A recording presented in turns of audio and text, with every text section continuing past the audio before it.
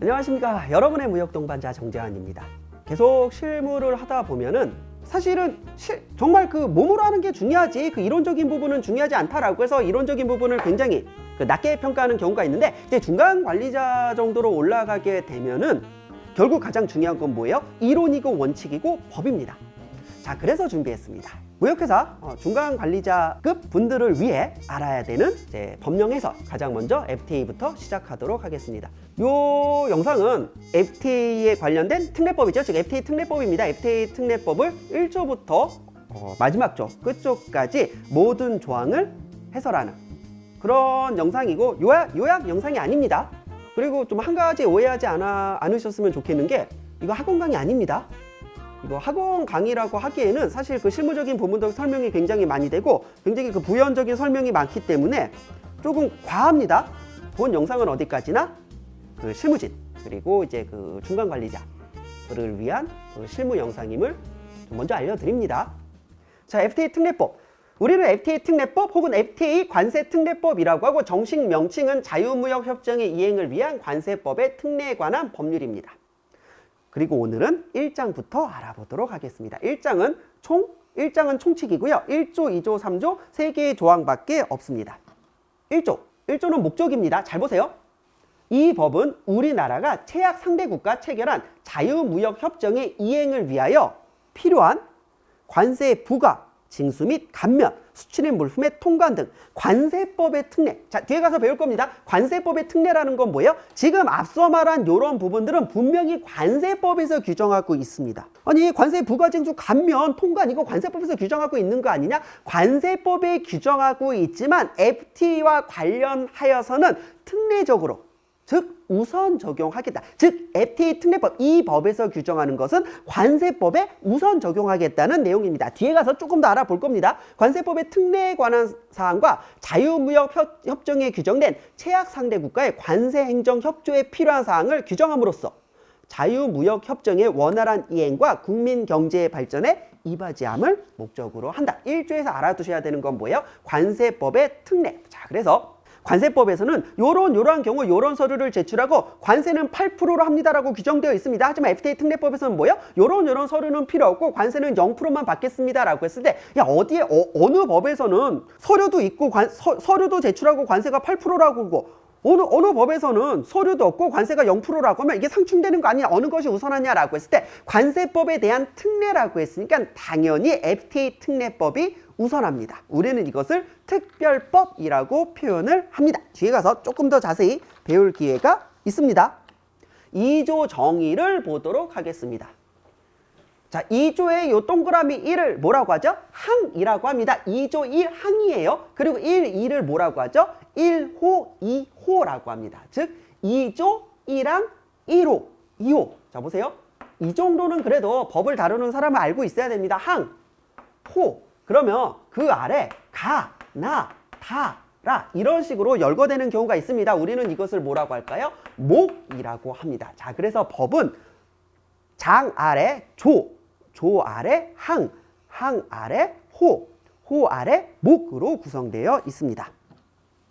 자, 2조 1항의 1호를 보도록 하겠습니다. 자유무역협정이란 FTA죠. FTA란 뭐예요? 우리나라가 최악 상대국가 관세 철폐라는 건 원래 존재하던 관세를 0%로 하겠다는 것이고, 세율의 연차적인 인하라는 건 뭐예요? 지금 당장은 0%로 못하지만 단계적으로, 즉 매해가 갈수록 조금씩 낮춰가겠다는 걸 말합니다. 세율의 연차적인 인하 등 무역의 자유화를 내용으로 하여 체결한 1994년도 관세 및 무역에 관한 일반 협정, 관세 및 무역에 관한 일반 협정, 우리는 이것을 가트라고 합니다.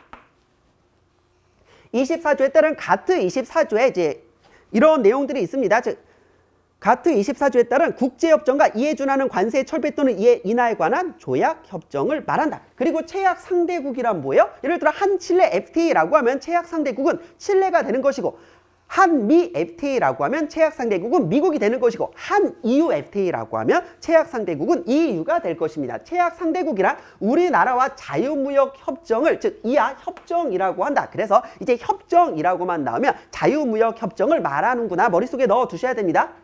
이렇게 자유무역 협정, 즉 협정을 체결한 국가, 자, 문제는 그럼 과연 EU를 국가라고 할 수가 있느냐? 그러면 우리 한 아세안 FTA도 있는데 그걸 아세안을 하나의 국가라고 할 수 있느냐? 자, 그래서 국가라고 하면 국가연합 경제공동체 또는 독립된 관세 영역을 포함한다? 이와 같다. 자, 그래서 국가 안에는 이러한 그 단체까지 포함시킨다는 걸 법에서 미리 깔아줘야 됩니다. 이 당연한 얘기를 법은 왜 하는 걸까요? 당연한 얘기를 당연하다고 말을 하지 않으면 그 법에는 존재하지 않는 게 됩니다. 자, 그래서 법은 상식입니다. 법은 항상 당연한 것을 당연하다라고 당연하게 말을 해줘야 됩니다. 구글이나 네이버에서 FTA를 검색하게 되면은 FTA 광고 코리아라는 것이 나옵니다. 지금 FTA를 담당하는 우리 그 주무부처는, 즉 부처는 어디일까요? 과거에는 외교통상부에서 FTA를 담당하고 있다가 사실 외교통상부와 지식경제부가 있었는데 이제 그 통상이 빠지면서 외교통상부는 이제 외교부가 되었고 통상이 지식경제부에 합쳐지면서 산업통상자원부가 되었습니다. 지금 FTA는 산업통상자원부에서 총괄하여 관리하고 있습니다. 자, 산업통상자원부에서 만든 사이트예요. FTA 광고 코리아라고 해서 여기 들어가시면 FTA 그 협정문 원문도 볼 수가 있고 요약본도 볼 수가 있고 주요한 내용들을 다 볼 수 있기 때문에 FTA에 대해 궁금하다라고 하면 이 사이트에 들어가 보는 것이 가장 좋습니다. 그럼 우리나라 FTA 그 현황을 보시면 현재 발효된 것은 칠레, 싱가포르, 이게 에프타라고 합니다. 아세안, 인도, EU, 페루, 미, 터키, 호주, 캐나다 중 쭉쭉쭉쭉 있고 좀 아직 발효되진 않았지만 서명되고 타결된 한영, 한 이스라엘, 한 인도네시아 협상 중인 건 한중일, 한 필리핀, 한 러시아 등이 있다라고 합니다. 자, 참고 삼아 알아두시고요. 자, 그러면 이런 나라들이 이제 제약 상대국이 되는 것이고, 자, 다음에 국가연합 경제공동체 또는 독립된 관세 영역을 포함한다라고 했기 때문에 EU, 에프타, 그리고 아세안 이런 나라들도 다 국가라고 말을 하면 이런 나라들도 포함하고 있습니다.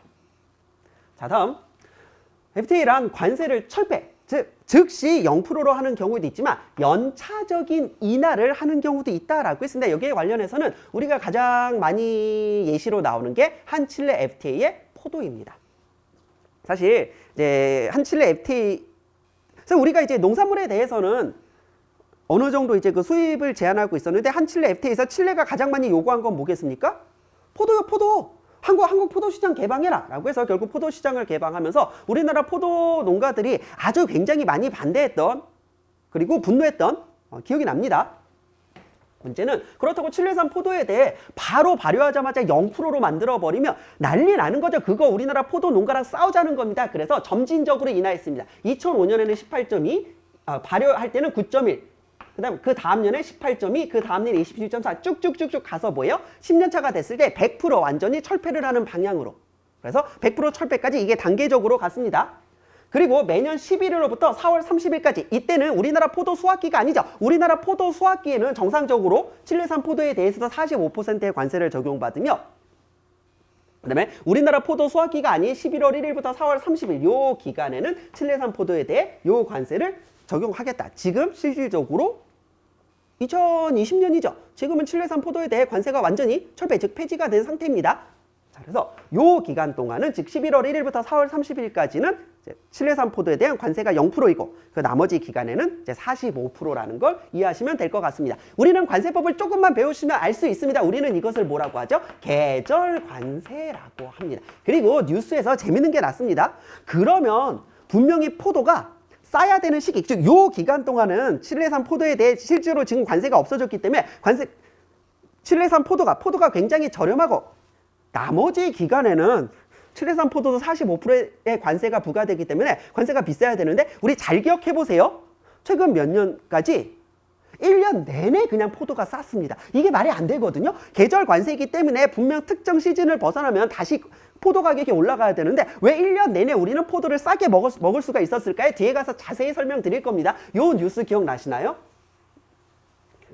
사실 그러면 요 시즌이 아닐 때는 45%의 관세를 부과해야 되는데 보세요. 칠레산 포도 관세 누락 12억 날린 정부. 이게 뭡니까? 계절 관세여가지고 제대로 45%의 관세를 받아야 되는데 그 시행령에 반영을 하면서 그냥 0%로 법에 딱 박아버렸기 때문에 공무원이 사고 친 겁니다. 이 부분에 대해서는 뒤에 가서 조금 더 자세히 배울게요. 그래서 한때 우리가 칠레산 포도에 대해 1년 내내 싸게 먹기는 했습니다. 이것 때문에 아주 포도 농가들은 화나는 거, 화가 나죠.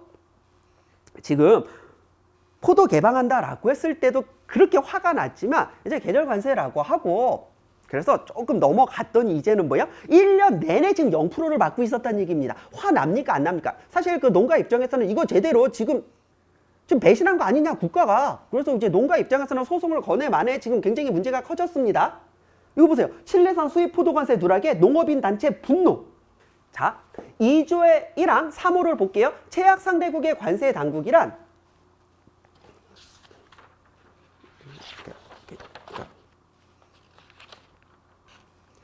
최약 상대국의 관세 당국이란 최약 상대국의 관세 관련 법령이나 협정의 이행을 관장하는 당국을 말한다라고 해서 뭐 우리나라로 치면 세관, 관세청이 여기에 해당될 것입니다.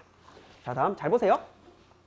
2조 1항의 4호입니다. 원산지랑 관세의 부가징수 및 감면, 수출입 물품의 통관 등을 할 때 협정에서 정하는 기준에 따라 협정에서 정하는 기준. 자, 그래서 이 원산지를 어느 나라를 원산지로 인정해 줄 것인지는 이제 우리나라 대무역법 원산지 판정서 규정하고 있지만 FTA 특례법은 뭐예요? 협정에서 규정하는 원산지 규정을 우선하겠다는 겁니다. 협정에서 정하는 기준에 따라 물품의 생산, 가공, 제조 등이 이루어진 것으로 보는 국가를 말한다.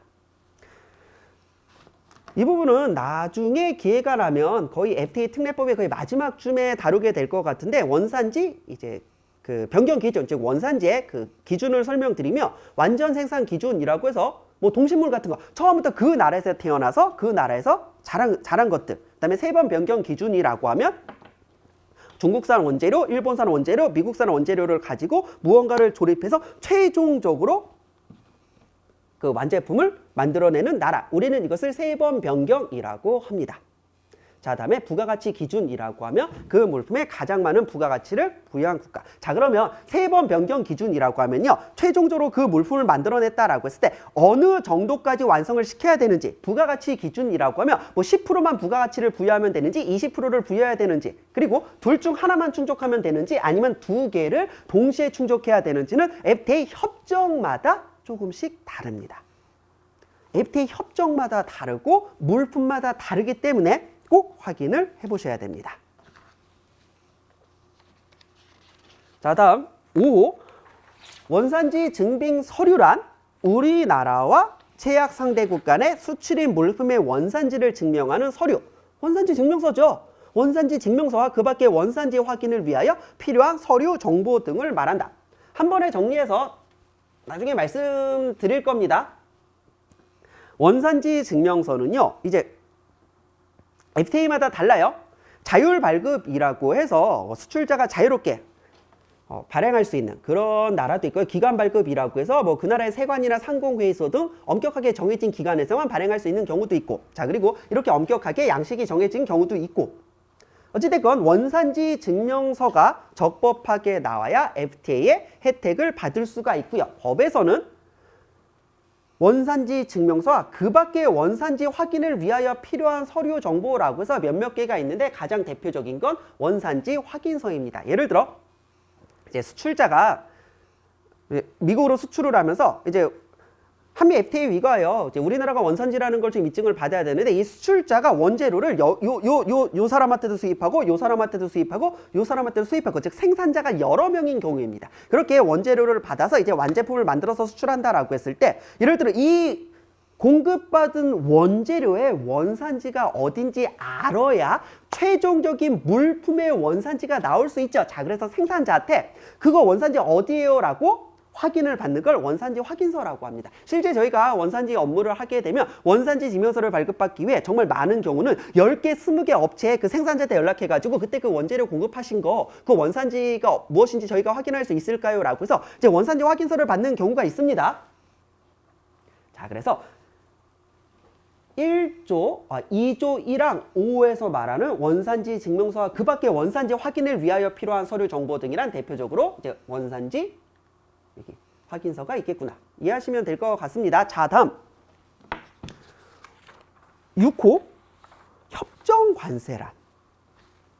협정에 따라 최약 상대국을 원산지로 하는 수입 물품에 대하여 관세를 철폐하거나 세율을 연차적으로 인하여 부과하여야 할 관세를 말한다. 항상 계속 강조되고 있습니다. 즉시 철폐가 되는 경우도 있지만 점진적으로 인하되는 경우도 있습니다. 자, 볼까요? 그 한칠레 FTA를 기준으로 하시면 자, 먼저 알아야 되는 건 뭡니까? 모든 물품이 FTA에 적용이 되는 것은 아닙니다. 이제 FTA 협정문을 보든 우리나라의 이제 FTA 특례법을 보든 이렇게 엑셀 파일로 혹은 PDF 파일로 HS 코드별로 FTA에 대상이 되는지 안 되는지를 알 수 있습니다. 이렇게 대상이 되는 건 세율이 0%라고 적혀 있고요. 이렇게 미양어라고 되어 있는 건 일단 FTA의 대상이 아닌 것이고, 자, 그 다음에 관세 같은 경우 한칠레 FTA 포도 같은 경우는 뭐예요? 이렇게 점진적으로 인하가 되었다라는 것을 우리가 알 수 있습니다. 자, 2조의 1항을 봤고요. 1항에 1, 2, 3, 4, 5, 6호까지 봤고 2조의 2항 1항에 규정된 것 외에 용어에 관하여는 이 법에서 특별히 정한 경우를 제외하고 관세법 2조에 정하는 바에 따른다. 관세법 2조가 뭐겠습니까? 용어 정의예요. 뭐 수입이란, 수출이란, 반송이란, 외국 물품이란, 내국 물품이란 이러한 용어들에 대해서는 기본적으로 FTA 특례법에서 따로 규정하고 있지 않는다라고 하면은 사실 어쨌든 수출입과 관세에 관련된 부분이기 때문에 관세법은 일단 수출입되는 상황에서 관세법은 당연히 적용이 되는 거고요. 그 중에 FTA와 관련된 특정 상황에 대해서만 FTA 특례법이 적용되는 것이기 때문에 FTA 특례법은 단독으로 적용될 수가 없습니다. 당연히 관세법을 깔고 가야 돼요. 자, 그렇게 말을 하고 있습니다. 그래서 이 법에서 특별히 정한 경우를 제외하고는 관세법 2조에서 정하는 바에 따른다. FTA 특례법을 공부하기 위해서는 사실은 관세법을 먼저 공부를 좀 하셔야 됩니다.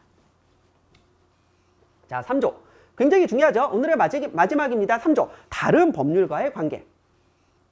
이 법은 관세법을 우선하여 적용한다. 다만 이 법에서 정하지 아니한 사항에 대해서는 관세법에서 정하는 바에 따른다.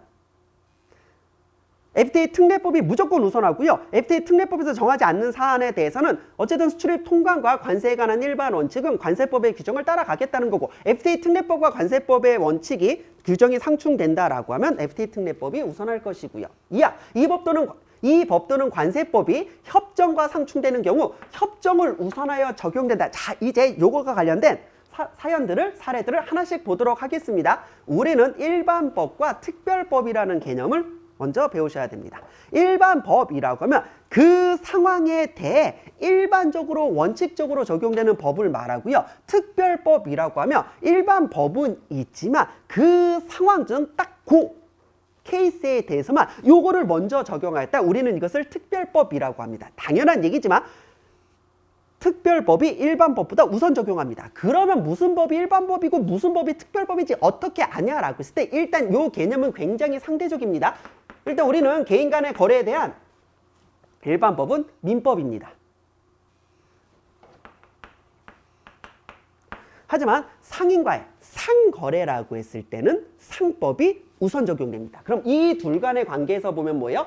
상법은 민법에 대해 특별법의 위치에 있다라고 하고, 그렇지만 상법은 상거래에 관한 일반법이면서 민법에 대해서는 특별법입니다. 즉 상거래에 대해서는 일단 일반적으로 적용되며 민법과 상법이 상충되는 때는 상법이 특별법의 지위로서 먼저 적용된다는 것이고, 그럼 상법이 또 일반법이 될 수 있다라고 하면 상법보다 우선하는 특별법이 있겠죠. 상법에서는 이제 보험에 관련된 내용을 규정하고 있는데, 보험과 관련하여서는 뭐예요? 보험업법에서 더 많은 것을 규정하고 있습니다. 그러면 보험업법은 상법에 대한 특별법이 되는 겁니다. 그래서 어떤 법은 상대적으로 저 법에 대해서는 특별법이지만 이 법에 대해서는 일반법의 위치에 있다라고 알 수가 있고요. 그래서 특별법이라고 하면 이런 관계로 알 수도 있지만 이름만 보고 알 수도 있습니다. 우리가 무슨 특례법이라고 하면 뭐야? 대부분 이것이 특별법이라는 의미입니다. 이제 이름에 이제 무슨 특례법이라고 붙이는 경우가 있어요. 그러면 특별법이 많은 게 좋은 걸까요? 좋은 게 아닐 걸까요? 물론 다양한 상황에 있어서 일반법이 모든 것을 커버할 수 없기 때문에 이런 상황이 발생했을 때는 일단 이 법을 우선 적용하겠다라고 해서 특별법이 나오는 건 나쁘지 않습니다. 하지만 특별법이요, 사고가 나서 나오는 게 문제예요. 정상적으로 법에서 규정하고 있어야 되는데 갑자기 어떠한 상황이 발생했을 때 여기에 대해 적용되는 법이 없네? 어떡하지? 그럼 뭐예요? 부랴부랴 법을 만드는 겁니다. 부랴부랴 법을 만들면서 뭐예요? 이 법을 특별법으로 하여 이런 상황에 있어서 우선 적용하겠다. 그래서 우리나라가 특별법이 굉장히 많습니다. 특별법 천국이라고 하고요. 특별법이 많다라는 건 뭐예요? 좋은 게 아니에요. 원래는 일반법에서 충분히 규정을 하고 있는 것들이 좋습니다. 그리고 특별법이라는 이름이 들어가는 것 중에 사실 굉장히 안 좋은 뉘앙스를 가지고 있는 거 많아요. 사고가 나고 나서 부랴부랴 만든 것들 있죠. 무슨 특례법에서 무슨 교통사고 무슨 특례법이라니. 사실 굉장히 마음 아픈 상황이죠. 세월호 특례법 같은 거요. 이렇게 사고가 터지고 나서 이제 급하게 만들어지는 법을 이제 특별법이라고, 특별법이겠죠. 일단 우선 적용하려고 만든 거니까. 일반법으로는 요 상황에 대해 제대로 처벌을 할 수 없으니까 뭐 특별법이 나오는 거겠죠. 특별법이라는 건 뒤에 이름이 붙은 것들. 자, 그러면 우리 FTA 특례법 말고요. 관세법은 관세에 관한 일반 법이겠죠. 관세법보다 우선하는 특별법이 하나 더 있을 거리요. 뭡니까? 환급특례법입니다. 환급에 대해서는 관세법에서도 충분히 규정하고 있지만 그래도 환급이라는 모든 사항을 커버하기에는 관세법이 부족해서 환급특례법이라는 법이 따로 나왔고, 자, 그래서 관세법에 우선 적용됩니다. 자, 이 부분 보세요. 이 법, FTA 특례법 또는 관세법. FTA 특례법과 관세법이 충돌나면은 당연히 FTA 특례법이 우선하고요. 그럼 FTA 특례법은 당연히 뭘 기준으로 해서 나온 겁니까? FTA 협정을 기준으로 해서 나온 겁니다. 즉 FTA 협정문을 충실히 번역을 해가지고 나온 거기는 한데, 즉 FTA 협정문을 번역을 한 다음에 그것을 우리나라 법으로 좀 편입을 시킨 거죠. 근데 하필 뭔가 번역을 잘못하거나 업무적인 오류가 발생해가지고 협정과 상충될 때는 어떻게 되느냐? 당연히 협정을 우선하여 적용됩니다. 이 얘기하는 거예요. 칠레산 포도. 협정에서는 분명히 뭐라고 규정하고 있냐면요. 매년 11월 1일부터 4월 30일까지 수입되는 것에 대한 적용되며 계절관세죠. 그 외 기간은 45%의 관세를 적용한다라고 한칠레 FTA 협정문에 분명히 적혀 있습니다. 그럼 요 내용이 그대로 이제 우리나라 이제 FTA 특례법에 들어가야 되는데, 이제 이 장에서는 법과 시행령을 같이 배우게 됩니다. 시행령에는 이제 0806이 이제 포도예요. 뭐라고 들어갔어요? 다 0%라고 들어가 버린 겁니다.